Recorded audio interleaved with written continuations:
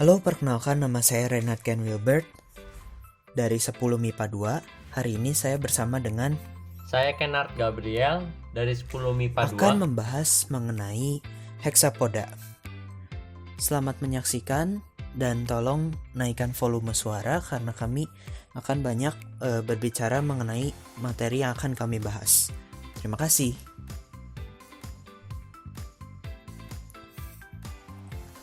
Yang pertama saya akan membahas mengenai ciri umum.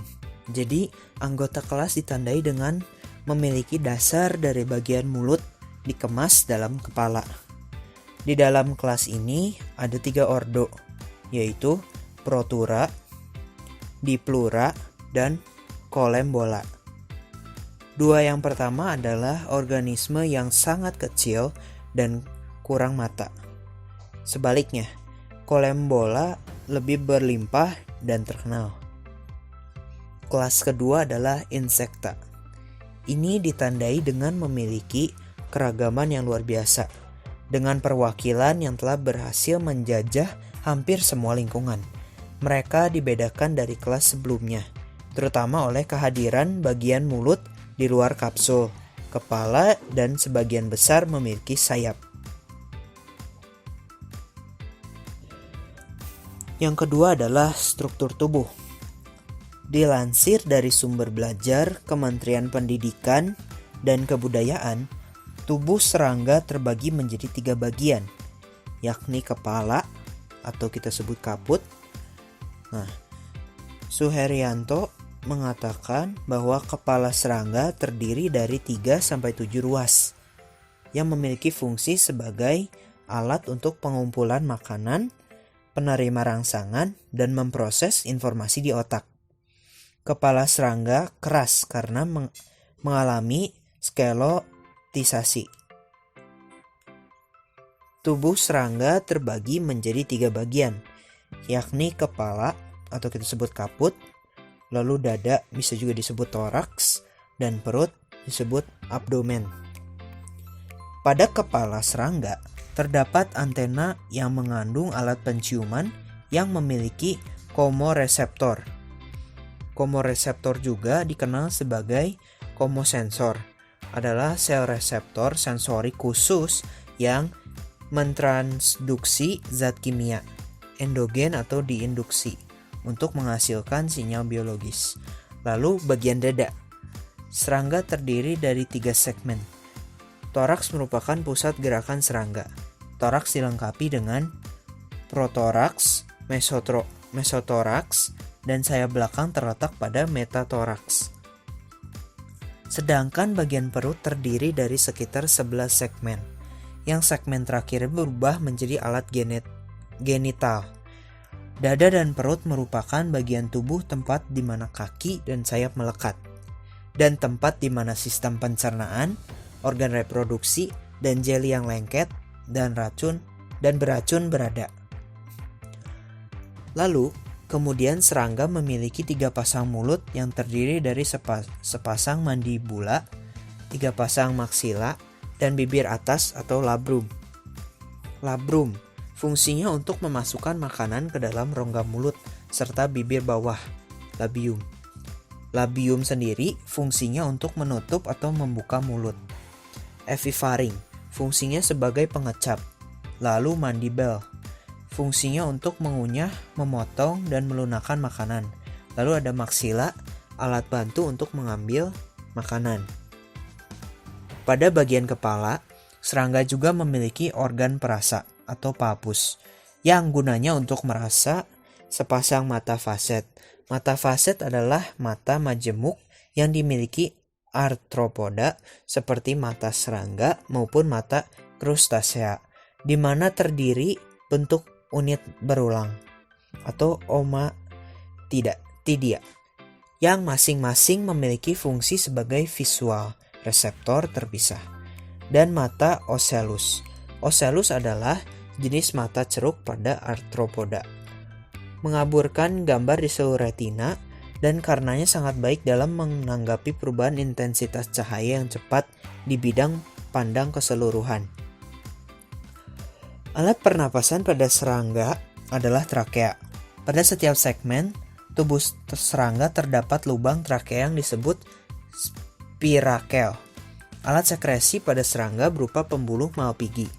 Serangga memiliki peredaran darah yang terbuka. Darah serangga tidak mengandung hemoglobin, namun mereka mempunyai hemosianin, sehingga darahnya berwarna kuning kebiruan. Serangga juga mempunyai jantung, pembuluh, serta anterior aorta. Jantung pembuluh serangga sendiri dari 5 ruas dan yang dilengkapi dengan lubang yang disebut ostia. Sementara itu untuk berkembang biak, serangga mempunyai alat reproduksi yang terpisah antara jantan dan betina. Fertilisasi serangga dilakukan secara internal. Fertilisasi internal adalah pembuahan internal, adalah meleburnya sel sperma dan sel telur yang terjadi di dalam tubuh betina selama proses reproduksi seksual. Fertilisasi internal umumnya terjadi pada hewan darat, namun beberapa hewan air juga menggunakan metode ini. Kepala terdiri 6 segmen yang sudah tumbuh menjadi satu. Kepala merupakan pusat panca indera dan makanan. Kepala dilengkapi dengan mulut. Itu merupakan bagian serangga yang paling penting. Kalau kita mempelajari hama tanaman, karena dengan mulut serangga merusak tanaman, ada beberapa bentuk mulut. Yang pertama, bentuk untuk menggigit. 2 pasang rahang yang atas, mandibulum, yang paling kuat yang bawah, maksila, dilengkapi dengan alat peraba atau palp. Lalu yang kedua, bentuk untuk menghisap. Suatu jarum, stilet, yang dapat dimasukkan ke dalam jaringan tanaman. Dalam stilet tersebut ada 2 saluran. Yang pertama untuk menghisap air tanaman, lalu yang kedua untuk mengeluarkan ludah masuk tanaman. Yang ketiga ini bentuk untuk menjilat. Rahang tidak berfungsi, tetapi serangga menjilat dengan lidah. Dengan demikian tanaman tidak rusak dan serangga yang menjilat tidak merupakan hama sendiri. Tetapi larvanya bisa mempunyai mulut untuk menggigit. Lalu antena. Tiap serangga mempunyai 2 antena yang dipakai sebagai alat untuk mencium bau dan untuk meraba. Bentuknya sangat berbeda-beda. Ada yang pendek dan ada yang panjang. Ada yang sederhana, ada yang majemuk. Seringkali yang pejantan mempunyai antena lebih besar daripada yang betina. Mata serangga yang dewasa biasanya mempunyai 2 macam mata. Yang pertama mata majemuk. 2 mata yang besar yang terdiri atas ribuan lensa kecil. Mata tersebut cocok sekali untuk melihat gerakan-gerakan di sekitarnya, tetapi gambarnya tidak begitu jelas. Lalu yang kedua ada ocellus. Mata yang sederhana, gambar sangat kabur, tidak melihat warna, hanya intensitas cahaya. Mungkin sedikit gerakan-gerakan. Jumlah ocelli 3 biji. Letaknya di dahi dalam susunan persegi 3. Larva dengan metamorfosa sempurna tidak mempunyai mata majemuk, tetapi seringkali mempunyai ocelli. Letaknya di sebelah kiri dan kanan kepala. Jumlahnya tidak tentu, bisa 1-7 biji tiap sebelah. Larva dengan metamorfosa yang tidak sempurna biasanya mempunyai mata majemuk dan ocelli. Toraks atau dada terdiri atas 3 segmen. Toraks merupakan pusat gerakan serangga. Toraks dilengkapi dengan kaki 3 pasang. Tiap segmen 1 pasang. Fungsi utama untuk berjalan, tetapi seringkali kaki disesuaikan dengan fungsi yang lain, yaitu melompat, menggali, memegang mangsa, dan sebagainya. Lalu sayap. Kebanyakan serangga dewasa mempunyai sayap, tidak pernah lebih dari 2 pasang pada segmen yang ketiga. Larva belum mempunyai sayap. Fungsi untuk terbang, tetapi kalau keras juga untuk melindungi tubuh serangga. Abdomen atau perut terdiri dari 11 segmen. Abdomen merupakan pusat pencernaan dan reproduksi. Sistem organ hexapoda. Sistem pernapasan. Organ pernapasan berupa trakea berspirakel yang terletak di kanan kiri pada tiap ruas. Sebagian larva bernapas dengan insang trakea pada bagian perutnya. Sistem pencernaan makanan pada beberapa jenis serangga terjadi di mulut, kerongkongan, lambung depan, lambung otot, lambung kelenjar, usus, dan anus. Makanan dicerna secara mekanis di lambung otot dan secara kimiawi di lambung kelenjar. Sistem peredaran darah. Tipe sistem peredaran darahnya adalah terbuka, lakuner, tidak mempunyai pembuluh balik atau vena, darah tidak mengandung hemoglobin atau Hb, sehingga tidak mengangkut oksigen atau karbon dioksida, tetapi hanya berfungsi mengangkut makanan. Sistem syarafnya disebut tangga tali dengan penerima rangsangan berupa mata faset, antena, alat pembuat suara misalnya pada artoptera dan hemiptera, dan alat pendengar. Alat yang menimbulkan cahaya, kunang-kunang, itu adalah salah satu contohnya. Sistem ekskresi. Sistem ekskresi adalah sistem pengeluaran zat sisa melalui pembuluh malpighi. Sistem reproduksi insekta kadang-kadang mengalami parthenogenesis maupun paidogenesis. Parthenogenesis ialah perkembangan embrio tanpa dibuahi oleh spermatozoid, misalnya lebah. Sedangkan paidogenesis ialah parthenogenesis yang berlangsung di tubuh larva, misalnya diptera. Dalam perkembangan menuju dewasa, insekta mengalami perubahan bentuk luar dan dalam dari fase telur ke tingkat dewasa yang disebut metamorfosis. Fertilisasinya internal, artinya pembuahan sel telur oleh spermatozoid berlangsung di dalam tubuh induk betina.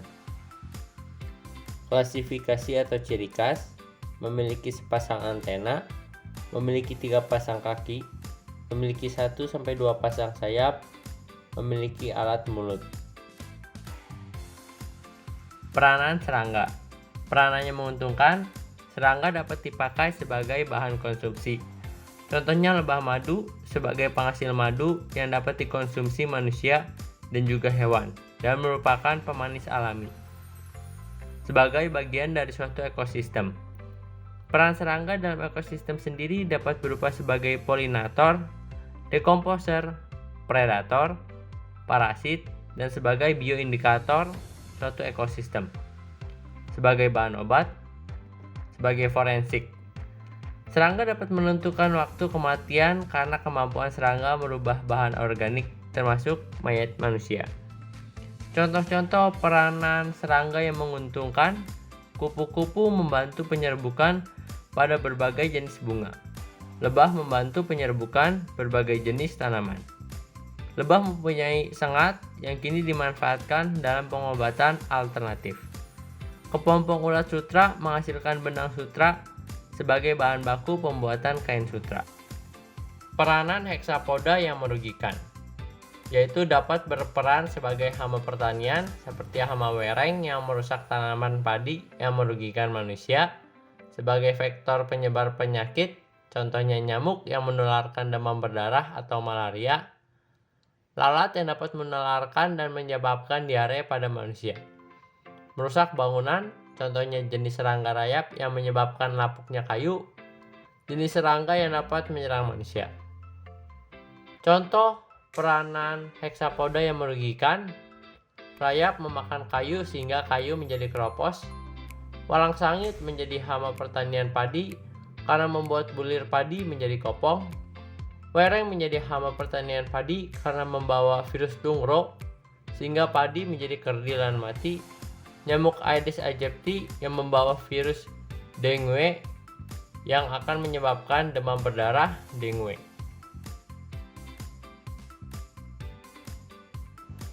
Sekian, terima kasih.